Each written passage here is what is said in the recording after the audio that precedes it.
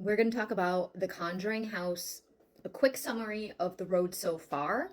I'm going to go back and do smaller bite-sized videos of the details, the depth of it, but this is a summary. So it's to catch everybody up to what's going on present day. As I'm filming today, it is October 9th, okay?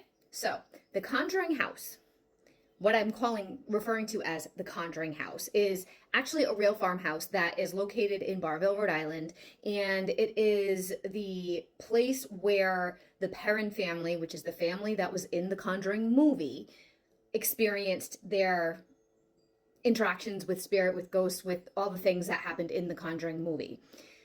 The house was not famous. It was not well known back prior to that movie. Once that movie came out, which was in 2013, the house became extremely well known, and it started changing ownership, changing hands over time, because the owners at the time really wanted to be left alone, and it kind of like blew up. So we'll go into further detail about all that at another time. With this, since the movie, the ownership's changed several times. Sorry, I'm reading notes because I want to make sure I'm telling it to you guys correctly. And currently, the most recent owner, her name is Jacqueline Nunez, I think is how to pronounce her last name. I'll write it somewhere in here. And she bought the property in 2022 for $1.5 million. Once she had ownership of this property, she basically turned it into a tourist attraction. She allowed a lot of events happen there. She would take people's money. They could come and stay. Again, we'll go back and revisit all of that. But that's basically what happened. And things started to occur, behaviors of hers, actions that she did, things that she said, that basically started shutting down the property, and started red flagging things and causing issues. So by the time we get to 2024, with a lot of events that have happened, and again, I'll go into depth with this in another video, the town council of Barville chose not to renew her entertainment license because of her behaviors that had been happening. There was some fraud stuff. There's a lot that was happening there. So as of 2024, she no longer could have guests there and use the property for profit. And by summer of 2025, she defaulted on her mortgage because she couldn't pay it, because she didn't have the income. This then opened the house to go up for auction.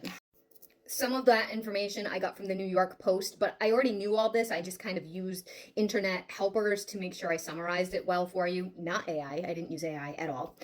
Now, earlier this month of October, upon hearing about the auction, Andrea Perron, which was the one who wrote the book, House of Darkness, House of Light, or House of Light, House of Darkness, I don't remember the exact name, but she's the one who wrote the book that inspired the Conjuring movie. The Perron family was the family that was in the Conjuring movie. These are real people that are still here, alive to this day on this earth. And so she once lived in this house, and she reached out to Jason Hawes, who was from TAPS, from Ghost Hunters. I will get into all that in another video. If you're not familiar with who that is, I will be doing more details there. But basically, he's involved with the paranormal societies in the area, and he highly respects these properties.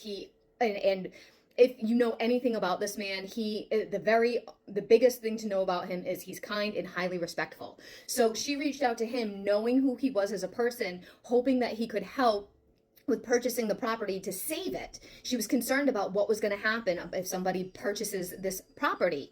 Who could buy it? Anybody could buy it. They could rip the house down. They could turn it into a circus. Like, it could be anything.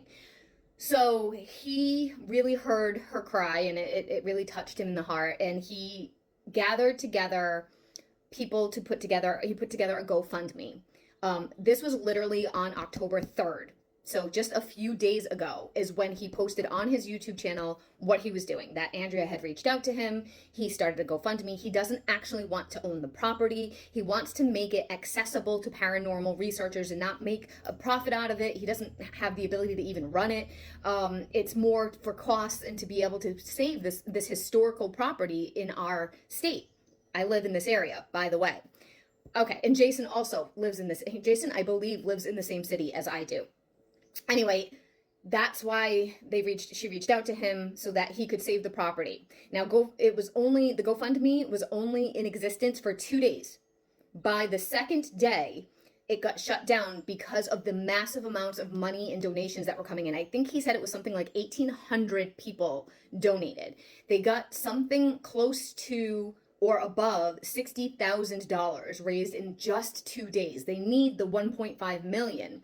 And he had already said he would put in his funds what to offset whatever costs needed to happen to meet whatever whatever they didn't raise. And if they didn't win the auction, he would refund everybody. So he really isn't doing this to try to make money at all. What inspired me to hurry up and make this video really quickly is because yesterday, October 8th, it was announced publicly that the auction has been canceled. Multiple sources reported on this, multiple news channels. Jason, the first time I saw it was when Jason went live on YouTube last night. I saw it and I didn't have time to do too much about that. But basically, what has been reported to the news as of, I checked this an hour ago, the local news here, it says multiple sources report an unidentified individual or entity that bought the note and mortgage from the bank ahead of the auction. That was by WPRI 12. The online listing for the Round Top Road address, which is the property, states the mortgage is held by Needham Bank, but it concluded a sale of the underlying mortgage loan.